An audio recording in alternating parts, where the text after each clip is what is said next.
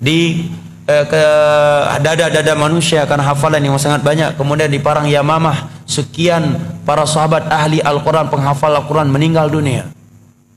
Kemudian juga dalam kejadian Bi'ir Ma'unah 70 sahabat Nabi ahli Al-Quran meninggal dunia.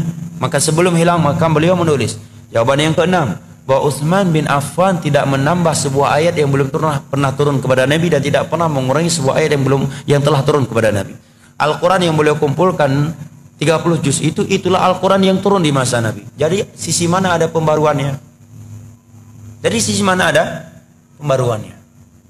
Berarti pada hakikatnya tidak ada pembaruannya, tetapi yang beliau melakukan adalah sarana masalihul mursalah, sedangkan yang Anda lakukan adalah ritual ibadah, bukan masalihul mursalah.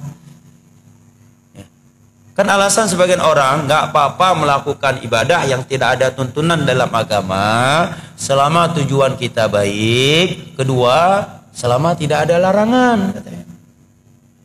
Jadilah dalil di atas tadi. Maka itu jawabannya. Kalau ini kaedahnya dalam beragama, maka setiap menit akan keluar bidah baru, ibadah baru. Nggak percaya? Ada orang sholat subuh 4 rakaat. Oh, ini hari Ahad nih lagi ada tabligh akbar. Subuh kali ini 4 rakaat aja lah. Kita lagi semangatin. Nggak boleh Anda bilang bidah. Kenapa? Karena nggak ada larangan. Nggak ada larangan. Jangan sholat subuh lebih dari 2 rakaat. Bawa ayatnya, hadisnya. Nggak ada. Ya kan?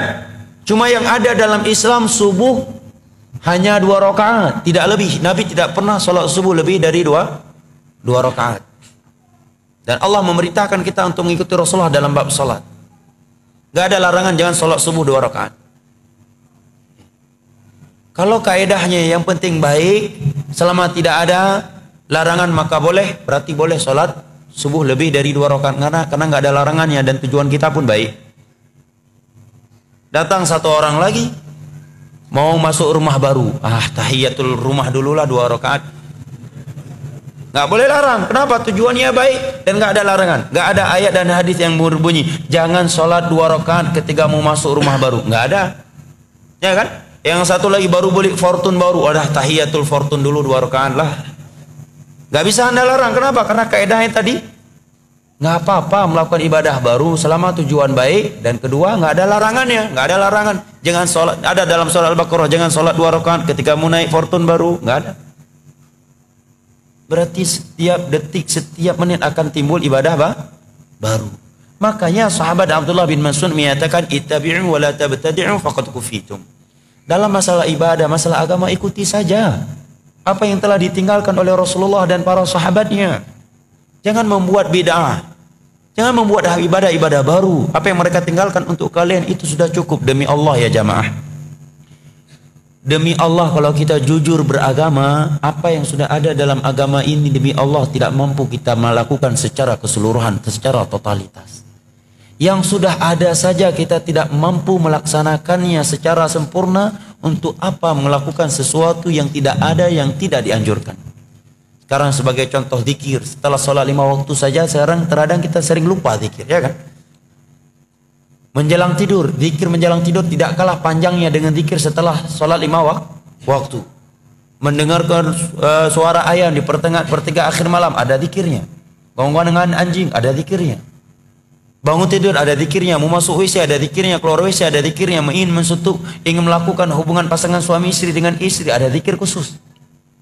Melihat buah-buahan telah matang, ada zikir khusus. Datang angin, topan dan semisal dengannya, ada zikir khusus. Suara petir, ada zikir khusus. Sekian zikir. Ini saja 24 jam ini penuh dengan ibadah zikir. Itu saja udah nggak mampu kita lakukan. Untuk apa mengada-adakan yang tidak ada? Jawaban yang pertama, siapa bilang Nabi tidak menganjurkan sholat wudhu, sholat 2 rakaat setelah wudhu? Dalam hadis Bukhari Muslim dari Utsman bin Affan, setelah beliau mempraktekkan sifat sholat Nabi, ya kemudian beliau menyatakan, demikian aku melihat Rasulullah Shallallahu Alaihi Wasallam berwudu. Setelah beliau berwudu, beliau menyatakan, man tawaddu'a nahwa wudhu'i hadza thumma shalla raka'ataini la yuhadditsu nafsahu fihima illa ghufira lahu ma taqaddama min dzambihi. Nabi menyatakan, barang siapa yang berwudu seperti wuduku ini, kemudian dia sholat 2 rakaat dengan khusyuk, tidak melalaikan dirinya dalam 2 rakaat tersebut, melainkan akan diampuni dosa-dosanya yang telah berlalu. Ini hadis. Dan Nabi udah sholat dari semenjak di Mekah. Mungkin nggak Nabi sholat di Mekah tanpa wudhu? Hah? Subhanallah. Itulah kalau sudah hawa nafsu yang bermain, jemaah.